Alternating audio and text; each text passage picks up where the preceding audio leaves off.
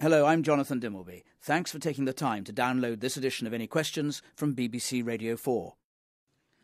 Welcome to Shropshire and to Shrewsbury, which was founded in the 9th century and where we are in the church of St Alcmond, which was founded by a daughter of King Alfred called Ethelfleda. The church is one of some 2,500 medieval or Georgian buildings that are listed in this Saxon town. On our panel, Anna Soubry worked as a presenter on local television and later for ITV, Channel 4 and BBC One, ITV's programme this morning. The first female Conservative to be elected to the National Union of Students, and after a spell recently as a barrister, for which she had earlier trained, she entered Parliament in the 2010 election with a majority of 389. She is now Minister of Health, for Health. Sally Bercow is a newspaper columnist and media commentator. Alongside a starring role in Celebrity Big Brother, she's an active member of the Labour Party. Oh, and she lives in the Speaker's house in the Palace of Westminster. Nigel Farage stood against John Bercow in 2010, despite the conviction that no one stands against the Speaker of the House. He lost, but he continues to be an MEP and the leader of UKIP. Bob Crow is General Secretary of the Rail and Maritime Union. Describing himself as a communist-stroke-socialist, he seconded a motion in which last month the TUC voted to consider the practicalities of a general strike. And tomorrow, doubtless, you're going to be on the TUC protest march. Yes. There we are, our panel.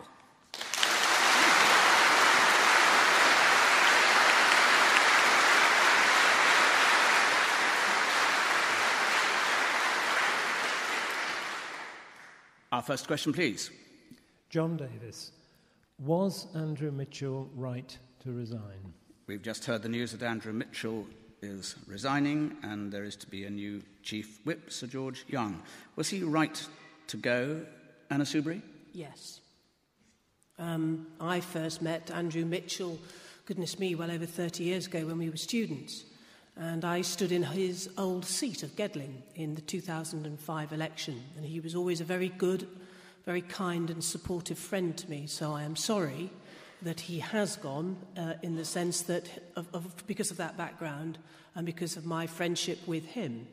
However, I speak frankly, he undoubtedly has done the right thing. I wish he'd done it earlier. I think he should have gone earlier. Because I think one of the things that we have to do, all of us that are involved in politics, is to restore the trust between us as your elected representatives and you, the people that have the goodness to elect us as your representatives and pay our wages. And if we're quite honest and blunt about this, for a number of years now, that trust has begun to eradicate, and politicians are not held in much esteem. I mean, I can talk about these things because I'm an ex-journalist, I'm an ex-lawyer, I hope not to be an ex-politician, but if you were choosing 3 careers not to make many friends, those would be the 3 careers, apart from being a banker. If I leave Parliament, perhaps I should become a banker. But in all seriousness, we need to restore the trust between you and politicians. And one of the ways that we should do that is that when we do something wrong, we shouldn't mess about, we should put our hands up, as my children would say, we should fess up, apologise and do the decent thing, which is to resign. And I'm pleased that he has finally done that. What do you make of the selection of Sir George Young to replace him as Chief Whip? Sir George has a reputation for being very emollient, quiet. He's beloved on all sides of the House. He wanted to be Speaker. What do you make of his appointment? I'm delighted. He's a lovely man, but I'm sure Will let you get away with murder? Oh, certainly not. I'm sure he will be able to apply the thumbscrews when he needs to, but he'll do it with great charm. And he will do it very effectively, so I welcome that enormously. Was he right to go? Sally Bercow? He was definitely right to do so. I mean, what amazed me is that he managed to hang on for so long. And the issue wasn't that he lost his temper or that he swore, it was that he called people plebs. And that, really, he let the mask slip. You know, he did this. Even in his resignation note, so we hear. He continues to say that he did not use that word. He's always denied calling people plebs, in which case the police are lying. I think it's very unlikely that the police would make up the word pleb. I really do. So the issue is not that he lost his temper, it's that he called them plebs. And I think that just shows the stomach-churning snobbery that is so inherent in the Tory party. Not all Tories, but a lot of them. That is what they think in private. And he let the mask slip, so who's right to go? Just come back in on that, Anna Soubry. Is there some...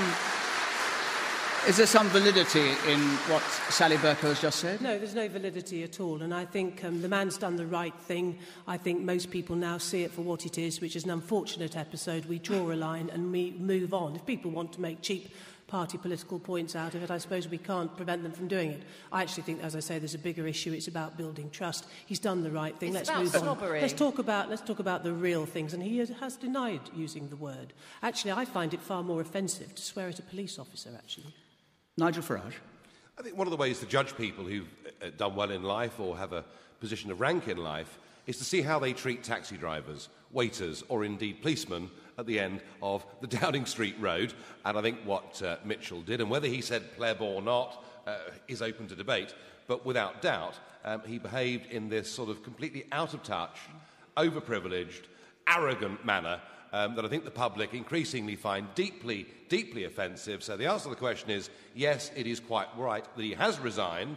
He behaved very badly. He'd lost the confidence of Parliament and his own party.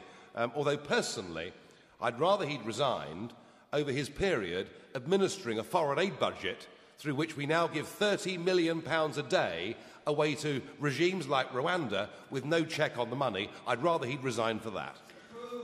Bob Crow. Yeah, I think it's right. He did resign. I mean, good reasons to be honest with you. But it's strange, you know, that... and by the way, people make mistakes in life. Those people that don't make mistakes are the only people that don't do nothing, to be honest with you. So we all make mistakes, and we should be big enough to put our hands up. Whether he swore or used the word pleb, he still denies it. The fact of the matter is he was swearing at police officers, and he should have said straight away, from day one, that he was wrong. This was at a time when only a couple of days before that, we had police officers shot dead in Manchester, going about doing their work, and I think it's scandalous. And I was at a demonstration outside the Tory Party conference in Birmingham 2 weeks ago, where there was police up there that were showing to me under their uniforms cardboard cutouts of Mitchell with "I'm no pleb." That's the strength of feeling amongst the police officers that took place. But, you know, Anna turns around and says, yeah, he should have fallen on his sword, should have resigned. Well, why didn't you say that 2 weeks ago, Anna? Why comes all these Tory MPs come to the support of Mitchell, and after he goes, they'll say, yeah, he should have gone? Well, you should have said that from day one. You allow this person to disappear, and he should go. And the fact of the matter is, the police are not plebs. They do a job on behalf of looking after It is perfectly true, as listeners will recall, that again and again, not least on this programme, when asked about this issue over the last 3 weeks or so, Conservative politicians and indeed ministers have said, given the same line, he apologised to the officer, it's done, he said sorry, the apology has been accepted, let's draw a line under it. That clearly is not the view that you think should have been taken. No, I mean, I think events have moved on, and we've got ourselves into a position now where his position... Well, the events have moved on, he's resigned, the situation hasn't changed. No. Events, I think, this week after Prime Minister's questions made his whole position untenable. My own view is I think he should have fallen on his sword immediately. I think that would have resonated with the public, and I think people would have respected him for doing that because it would have been the right thing to do.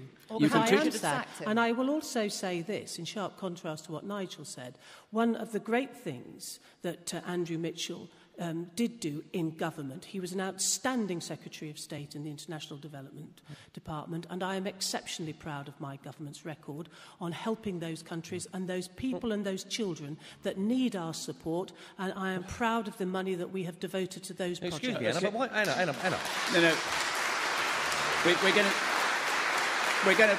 going to move on because we've got a lot to get through, so forgive me. We're going to move on with the reminder that you can tweet us using hashtag... We can... Hush a second. Tweet us using hashtag BBCAQ. Any answers number after the Saturday broadcast of this question is 03700 100 444, and you can email Anita Anand at any.answers@bbc.co.uk. To our next, please. Andrew Wright. Does the panel agree with John Bercow that the security of MPs would be in danger should they be disclosed as landlords to other MPs? The Speaker wrote to the Independent Parliamentary Standards Authority in relation to a number of, certainly apparently more than 20 MPs, who are apparently letting flats that they own to others, maybe, we're not quite sure, to other MPs, and then themselves renting a flat and claiming the cost of that against their parliamentary allowances, 10, 12, up to £20,000. But the landlords, John Bercow thinks, should not be named. Bob Crow. Well, I think yourself, they name me for living in the council house. I don't see the reason why an MP shouldn't be named for where they live. And the fact of the matter is, by the way, I'm not one of these people that believe an MP should live in a tent. I believe that an MP should have good accommodation, should do the job on behalf of their constituents. But the fact is, what we can't have is a situation where MPs rent their houses out or rent part of their houses out to other MPs who then claim money off the state to make a profit out of it. That can't be right. And my view is pretty clear, is that an MP should go about their job, whatever they have to do their job, they disclose it. All my expenses, for example, are online with a certification officer. Everyone can see my expenses right across the world. And I don't see the difference between a trade union general secretary that's elected by 65, 70,000 members to a MP that does a job on behalf of the people of Britain, that they shouldn't be seen to be making money out of money they're receiving from the state. And I think myself we've got to be completely transparent when it comes down to expenses, and certainly for MPs who have got to get some credibility back after the last fiasco that we'd have. The simple way round it is that whatever MPs claim, it should be published, and therefore they should get on to do their job.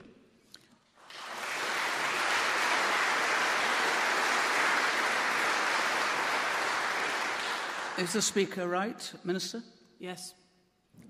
And I take great issue with what Bob has said. The expenses of every Member of Parliament are available to every constituent. Many MPs actually publish them on their website.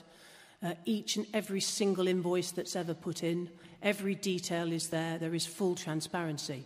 What some of my colleagues have done, and I'm not going to make any party political points, and some might say one could, I absolutely refuse to.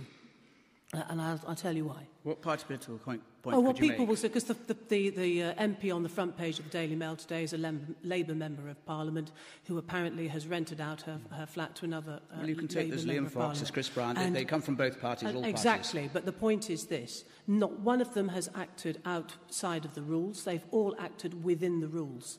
And I think we're going to have to be very, very honest about this. Are you happy with these rules as they stand? Yes. Everyone knows they've not broken the rules. No, but I don't think people, maybe forgive me, if I could just explain what this is about. This is about members of Parliament who have property of their own. And if they live in, and I know this sounds perverse, but these are the rules.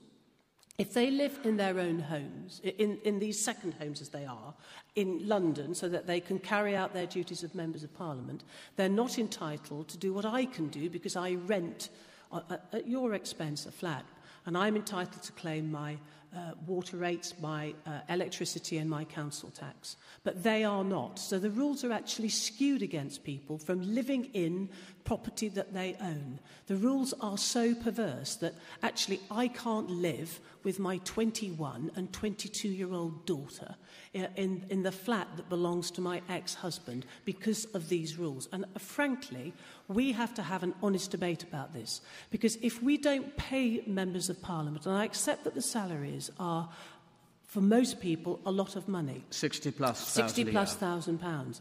But the reality of it is we have an expenses system now.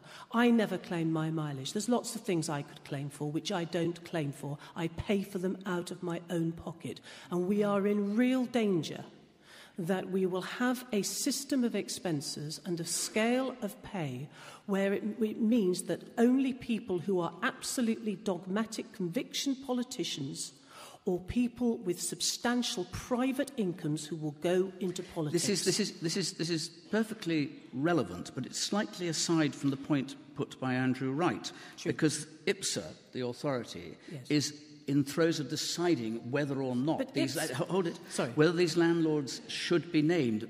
The Speaker says that their security would be at risk and that it would cause unwarranted damage and distress. No, but he is right, and forgive me, these are difficult things for members of Parliament to talk about, but many of us have, and I choose my words carefully, we have constituents who have made threats against us, who are often very difficult. Sometimes they have either a criminal background or they have mental health issues, and one is always sympathetic to that. But we are often in quite dangerous situations, if I may say. But they know who you are. So if it's mentioning a name, it's not giving an address. But not where you live, and perhaps No, but where no members of your family might live. And I think on this one, and I don't always agree with the speaker, right. And if I may say, Jonathan, sure. IPSA made up these rules, and it's for them to determine the rules, and now they're going behind the rules. And I know Sally's itching to get in, and she might be able to make the argument better perhaps than I'm making. Are you itching to get in, Sally Birkin? I am itching to get in, well, actually. Fire away. Because the Speaker didn't write to IPSA because he was trying to cover up which MPs are renting to each other. He wrote to IPSA because it is against the law for MPs' addresses to be published. And if you publish the details of the landlord, it is quite possible to go into Google and to find out where the MPs live. So it's undermining the law. Now, the fact is that, MPs, in my opinion, shouldn't be renting to each other. But it's nothing to do with MPs. Since the expenses scandal, quite rightly, IPSA, the Parliamentary Standards Authority, is in charge of policing MPs' expenses, not MPs themselves. Yeah. So if IPSA don't like the rules that IPSA invented, then IPSA should change them. It's all very well for the Daily Telegraph to have a pop at MPs, but I'm afraid it's IPSA's rules, and IPSA needs to change them if it doesn't like them. Do you think yourself that the rule which allows MPs to both rent out property they own and then rent property themselves and then charge the state for, that's appropriate? No, I don't think it's appropriate. It's an IPSA rule. I don't think it's right. OK, let me come to the second point then, which is about your partner, your husband's letter. As I understand it, the Daily Telegraph has made it very clear, and others, they don't want to know the addresses. They just want to know the names of the landlords. Now, absolutely. Let them ask IPSA that. They don't need to publish the landlord's details. No, but you're slightly uncharacteristic if someone is usually so direct. In this case, he said that to give the names would cause damage and distress and be a security issue. Only because to give the names of the landlords would enable journalists to go into Google and to find out where people were living, and that is against the law. MPs' addresses aren't meant to be published. Bob Crow. I don't mind anyone else's addresses being published. I mean, the press regularly come outside my house. I've had the press put in buses outside my house, stop me from going to work. I've been under surveillance for 2 weeks at a time. So what's the difference between an MP? It's not the same. It's not the same. What's the same is I've been stalked. And that was disclosed by the Leveson inquiry. That I was stalked by a journalist. Now, that's different. We have members of Parliament who've been assaulted with samurai swords in their surgeries. Anna, to be fair, I've been assaulted, and iron bar put round my head in my house where I lived on New Year's Day 11 years ago with 9 stitches put in my face. So I've been assaulted. I know what it's like. But the fact of the matter is, if you're in public life, you can't tell me the journalists don't know where you live. They can find where you live tomorrow morning. What it boils down to, you don't mind other people in society finding out where the journalists live, but you don't find it. You find it too hot when you're in the kitchen yourself. No, it's not about journalists. It's about being Nigel safe. Farage. Nigel Farage. The realities of public life, as Bob points out, are pretty harsh. I had someone last year that went to prison for threatening to kill me. So I know about this. I'm afraid the Speaker's argument about the security of MPs and their privacy doesn't work. We live in a Google world. Anybody, frankly, very easily can find out where MPs live. That isn't difficult at all. The confusion with this is what we want to know, I think, the public, is which MPs are earning income from properties they own from other MPs. The confusion is we don't actually need the landlords of every property that is rented by members of Parliament to be made public. That would be quite wrong. And indeed, there was a letter in today's Daily Telegraph from a Conservative MP saying, my landlady is 99 years old. We've entered into a private contract. If this was made public, her door would get knocked on. So there's been some confusion over this. The real problem is this. We had a system before whereby members of Parliament were allowed to basically get a foot on the London property ladder by their mortgages being paid through taxpayers' money. And in the case of this one Labour MP, who was on the front page yesterday, she, for 5 years, had her mortgage paid through taxpayers' money. She is now in a property that she owns a substantial amount of, earning income, and then taking the money to rent somewhere else. And frankly, that reinforces a perception that I think the British public have that our members of Parliament are taking the mickey, and it simply isn't good enough. Andrew Wright, you posed the question. Do you, Mr. Wright, do you agree or do you not agree with John Bercow in this, as you put the question? Well, I think perhaps it might be yet another effort on the part of MPs not to reveal embarrassing details of their tendency to be a little greedy here and there and from time to time. So I perhaps wouldn't say that it would really be too bad if they were known. We'll leave that there with a reminder once more of the Any Answers number, 03 700 100 444, and we will go to our next please. Paul Keeler. Will David Cameron succeed in getting the energy companies to reduce their prices, or is it a load of hot air? In the House of Commons, the Prime Minister, to the surprise apparently of the Energy Secretary in his department, said, "I can announce that we will be legislating so that energy companies have to give the lowest tariffs to their customers." Things have moved on a while from there, no one quite clear where they've moved on to. Nigel Farage. I just wonder sometimes how this government of college kids who've never had jobs in the real world formulate policy. Are you talking about me? Perhaps it's late at night over a whiskey or two and they say, gosh, this would be a good idea. And so out comes the Conservative Prime Minister to say the government are going to fix the price of energy in this country. And then we have the Labour opposition from Caroline Flint saying, no, there should be more free competition. That's just how surreal our world has become. I think there are three problems here. Number one is the whole system is bedevilled with complexity, because if you get all these different offers through the post or on the phone as to what tariff you can go for, one of the newspapers today said there are over 500 different energy tariffs in the country, and I think that Ofgem should, as a regulator, make sure this thing is simpler so that we understand how easy it can be to switch companies and switch tariffs. But the real problem is this, and the real hypocrisy is this, and what's being hidden is this. Here you've got Cameron saying it's outrageous that prices are going up, whilst at the same time he, more than anybody else, has supported this loopy idea that we can cover Britain in ugly, disgusting, ghastly windmills, and that somehow our future energy needs will come from that, and that already, every one of you in this room is paying a 12% surcharge on your energy bills to subsidise a wind turbine programme that simply won't work. You're also paying a further 4% for your gas. There are a number of people in the audience saying that's just not true, but unfortunately they can't have a chance to respond to you in words. I can assure you, Jonathan, 12% is a conservative figure. It may be slightly higher than that. And the other problem we've got with energy, of course, is that next year 6 of our biggest coal-fired power stations in this country will be closing down due to another loopy series of European Union directives. And I would say that Cameron should not be attempting to fix prices. The regulator should make sure tariffs are free, and we as a country must exploit shale gas and all the opportunities that have given American consumers a massive decrease in their energy bills and guaranteed their future energy security. The lights are about to go out in this country because of a total failure of UK government. Sally Bercow. Cameron's announcement this week, I mean, it was unravelling not within days, but within hours. You know, his own ministers had no idea what he was going to be saying, and what he says cannot be delivered. And it's typical of the shower who run this show that it's just opportunistic policy-making on the hoof. It's back of the bag packet politics, essentially.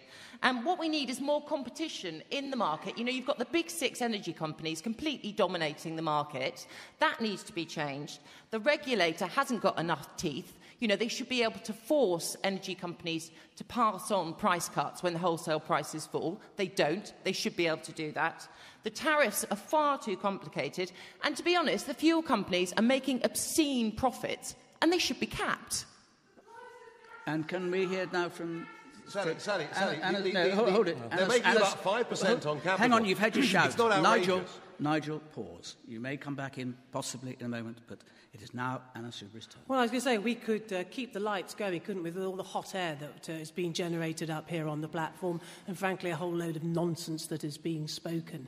I mean, I struggle with anything that Sally says on this issue. After all, this is somebody who supports a party that was in government, she may have forgotten, for 13 years. So anything that she talks about, I think we really have to see it with a very cynical eye, because there were 13 years to sort out those problems, and they didn't. So let's look at where we are. And I think the Prime Minister has recognised that for many people, that there is a situation where there are all sorts of tariffs. Many of us lead very busy lives. Frankly, we haven't got the time to go onto the internet and find this tariff and that tariff and go on this website or go on that website and try and work out where you can get the better deal. And he's absolutely spot on when he says that in our energy bill, what we will do and what we will ensure is that the duty is placed on the various energy companies to make sure that they offer us and make sure that we are on the right tariffs. And I think that is absolutely the right thing to do. And that's why what he has said, and today Ofgem has come out with a report where it's exactly looked and identified at all these problems, and it's been welcomed. His ideas have been welcomed not only by Ofgem but also by Which. Why is that? Because he's on the side of hard-working families and he's determined to try and help them make sure they can pay their bills. Was it all as clear as day or clear as mud after he had made this statement in the House and the Department of Energy was rushing around headless chicken-like to try and come up with a statement? That's your view. Well, it's the observation. It's the observation I put to you yesterday in Parliament, who made it very clear what the situation is. I mean, one of the things that I've learned in the, admittedly, only 6 weeks people were very that entertained, I gather, in government. Parliament by John Hayes' I wasn't there. performance. I was busy working in the Department of Health. But one of the things that I've learned as a minister is that there are great conversations that happen, often between departments. And those conversations, as you might imagine, will involve the Prime Minister. And ideas often get floated about, and they are going to happen. And it just so happens that the PM found an opportunity to say this, and he said it because he was talking about how we could help to make sure that people can pay their bills. So they get the best deal. So there was no great shock over in the environment, in the energy.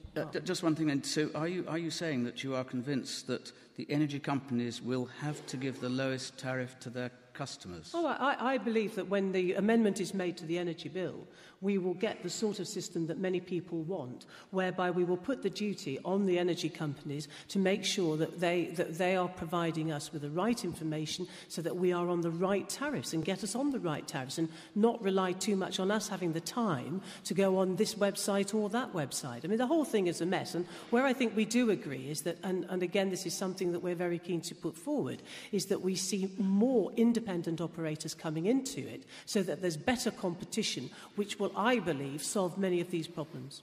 Bob Crow. Well, I'm on a one-person minority here tonight. I'm against what Anna said because it was the Tories that privatised the gas and electricity companies.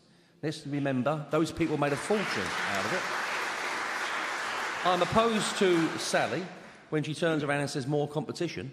What we really want is the person that lives at home is more concerned about what their energy is going to get. Don't forget, in the second round of pit closures, not the first round of pit closures of 84, 85, but the pit closures that took place in the early 90s, it was the dash for gas.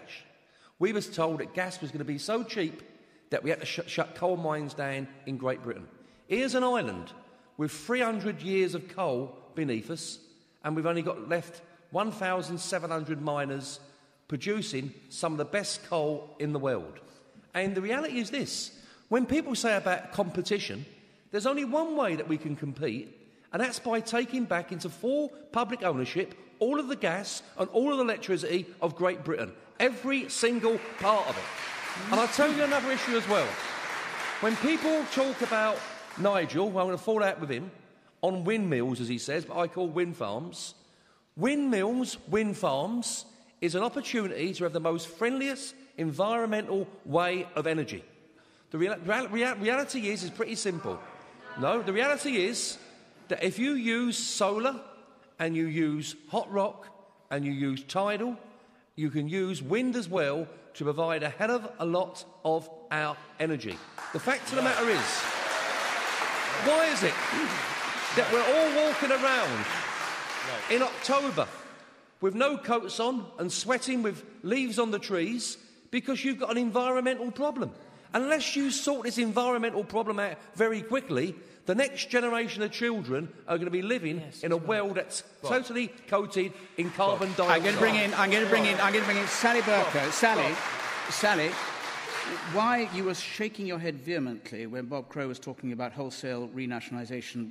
Why do you think that is wrong? Well, I think we should introduce more competitivity into the market. What would happen if you had renationalisation? Labour want competition, but Tories want fixed prices. What would happen? What would happen, do you think, if you renationalised, as Bob Crow would like? I don't think prices would be lower if you renationalised. I absolutely don't. I think competition is the way to get prices lower.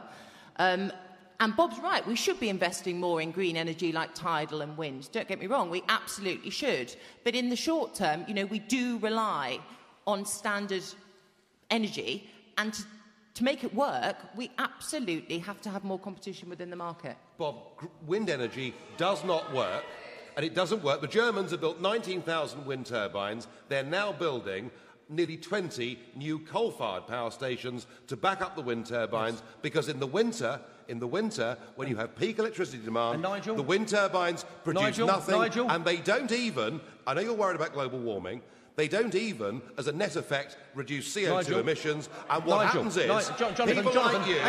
people like you, in this audience, Hold a second. I'll let you.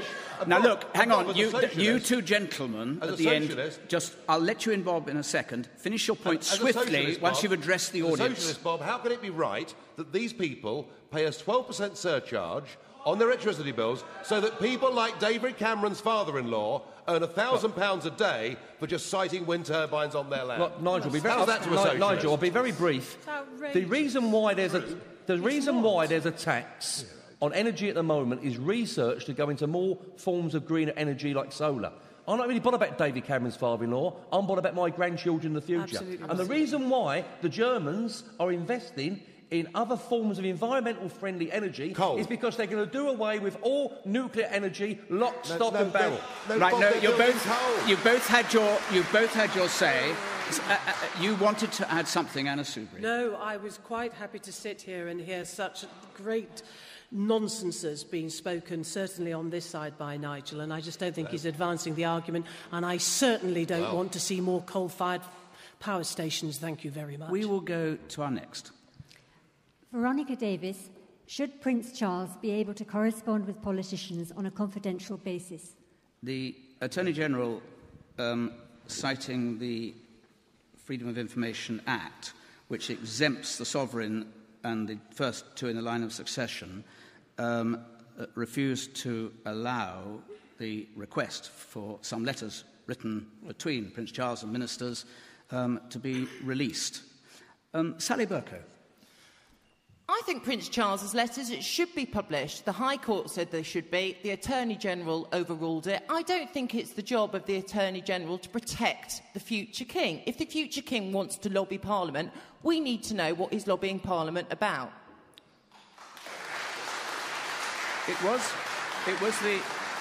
was the last government, of which you were, I presume, a relatively enthusiastic supporter, that actually introduced this exemption to protect, specifically in constitutional terms, the Queen and the two heirs, the next two in succession, from their correspondence being released publicly if it was confidential. Well, I'm in favour of transparency. I think that the monarchy should be transparent, and if Prince Charles or the Queen or anybody is lobbying government, we have every right to know about it. They're meant to be politically neutral. Bob Crow. Well, I mean, I don't know what the confidentiality means. I mean, surely people, at the end of the day, are entitled to some confidentiality. Some people will say, well, if you, what you've got to worry about? Well, if that's the case, then let's put a camera in everyone's house and at night time film what they do, because you've got nothing to worry about, so why should you worry about it?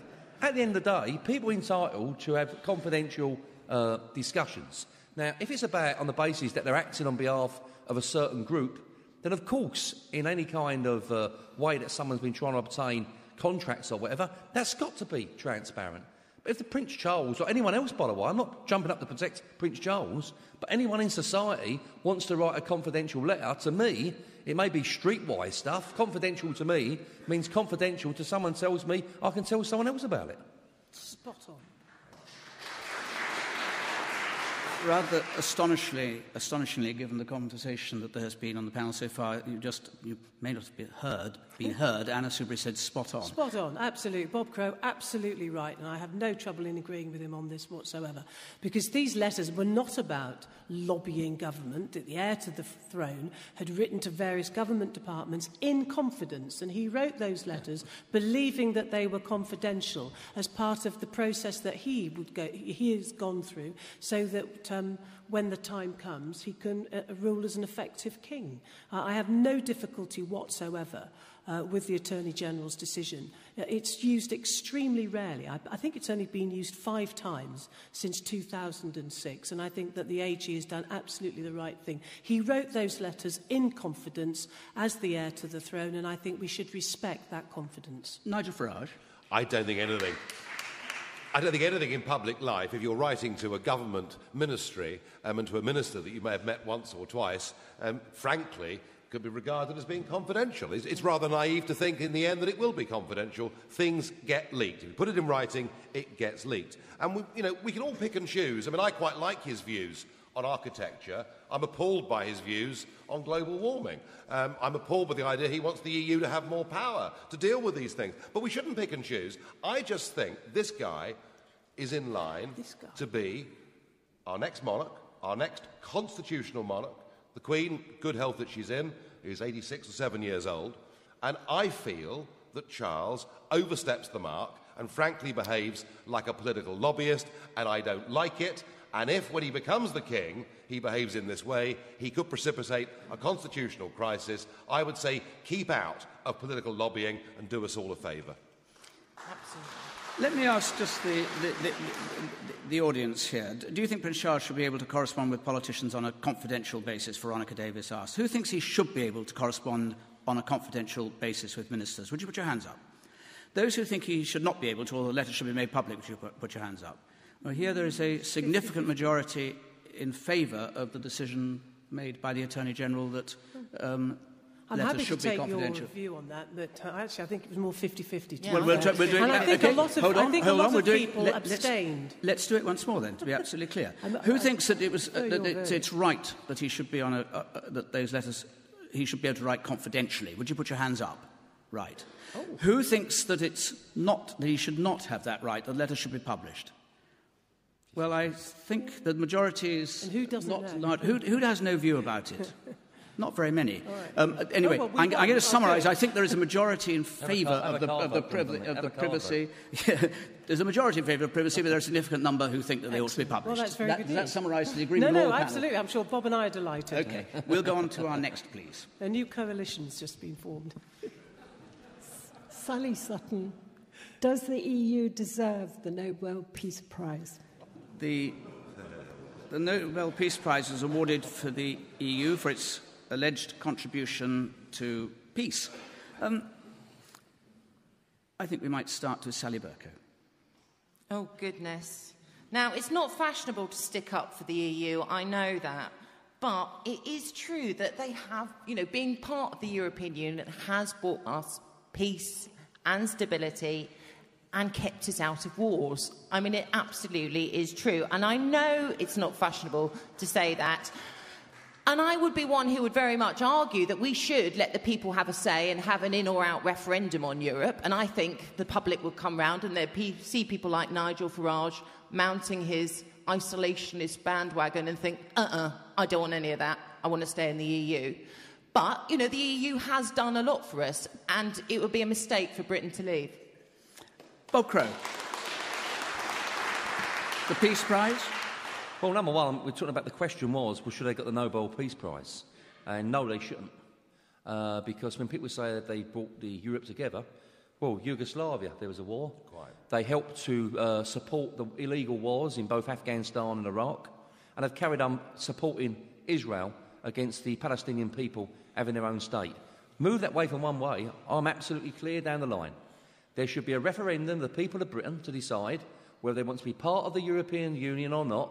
If it's good enough for the Scottish people to decide whether they want independence, then it should be good enough for the British people to decide whether they'll be part of the European Union, and I'll be arguing to get out of Europe and into the world. We may pick up this a little bit more in a moment. Nigel Farage. Well, it's quite true that Germany hasn't invaded France since 1945. But equally, we haven't had the plague or a major meteorite hit. I don't think Germany would have invaded France. After 1945, she was spent, she'd been destroyed, and I don't think that Herman Van Rompuy and 30,000 overpaid bureaucrats are really the reason that we've not had that kind of war in Europe. But my concern about it is this. Oh, and by the way, don't forget, we've all won. All of us. Everyone must have prizes. We're all winners of the Nobel Peace Prize. My concern is this. We all grew up with Europe being split from east to west by the Berlin Wall, and we're now living in a Europe that is split from north to south by the catastrophic error that is economic and monetary union, the Eurozone. We now have the Greeks, dressing up in Nazi regalia when Angela Merkel visits them. We have the press in Northern Europe, in Finland, in the Netherlands, in Germany, being really abusive about the Portuguese, the Spanish and the Greeks. I mean, Europe is now really very split and turning against each other. And actually the danger is this, that whilst I've always accepted that the EU was set up on a very high ideal of trying to stop war and make the world a better place, just as communism wanted to make the world a more equal and fairer place, the reality is the approach they're taking now in stripping national democracy away, particularly from the Eurozone countries, will actually lead to an increase in extremism and nationalism and violence, and they're just about the last people I would have given the Nobel Peace Prize to. And I think it will devalue the Nobel Peace Prize for years and years to come. Do you believe... Do you really believe, as I think you've said, that Herman Van Rompuy, who you mentioned just then, the president of the European Union, and his colleagues are, I quote you accurately, I hope, very, very dangerous, bad people? Extremely dangerous, bad people. I realised that, Jonathan, in 2005, when, in free and fair referendums that took place in France and the Netherlands on a European constitution, the people rejected the constitution and they decided they would just rebrand it as the Lisbon Treaty, force those powers through, and if you now look at what they're saying, they are now openly... I mean, Mr Barroso used the F word in the European Parliament last month. I mean, to hear federal being said openly, I was very, very shocked. And they've made it clear, he said himself, that democracy can no longer remain with the nation state. It must be transferred to a European level. That means to people like him, that is a very dangerous and bad route for Europe to go down as a continent. Anna Soubry. Well, I'm going to answer the question. I don't believe the EU should have been awarded the Peace Prize, because I believe it has been devalued as a result, because I think it's the sort of award that should be given to individuals as opposed to states or groups of states.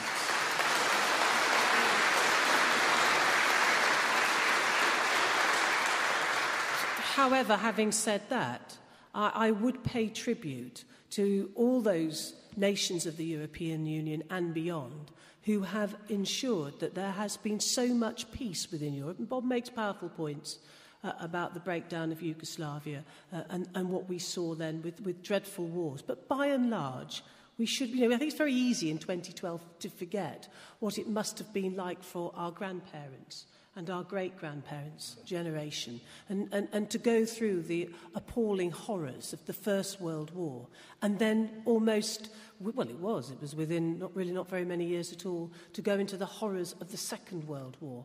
And I'm proud to be in a union on this level, where people are wanting to be more friends as opposed to being foes. And I think, forgive me, Nigel, but at times I know you get terribly excited, but I think you forget how proud we should be that we come together as much as we do to work in cooperation, and we don't fight in the way that we used to. Can fight. I ask you this? Do you... As everyone else has referred to a referendum, are you convinced that the Prime Minister will go into this next election committing the Conservative Party to a referendum, an in-out referendum? Oh, I hope so. I'll tell you why. Because I think some of us actually find this debate now getting, if I may say, somewhat tedious. And I think we need to lance the boil.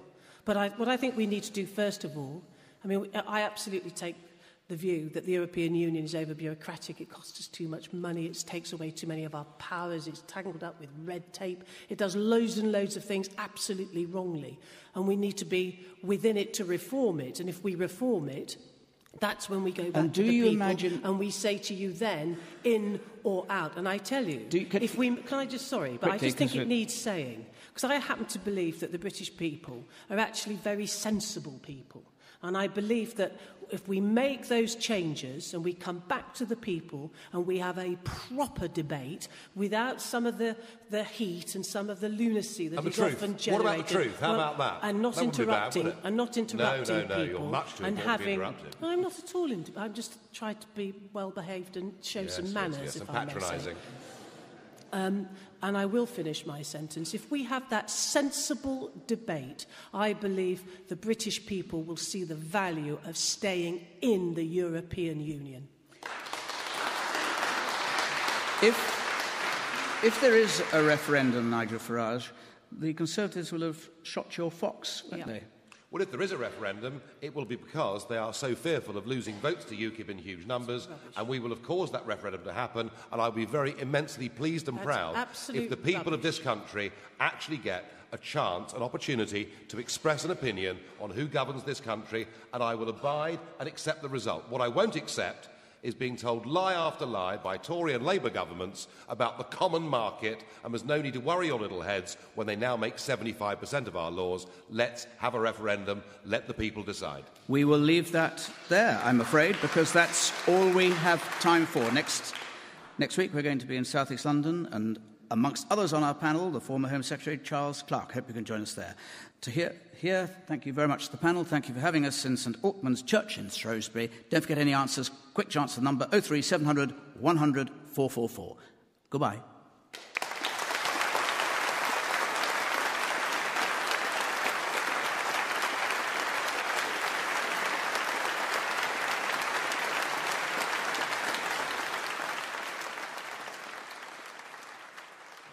I hope you enjoyed Any Questions this week. To find out more about the programme or how you can get us to come to your area, then go to the BBC Radio 4 website and search for Any Questions.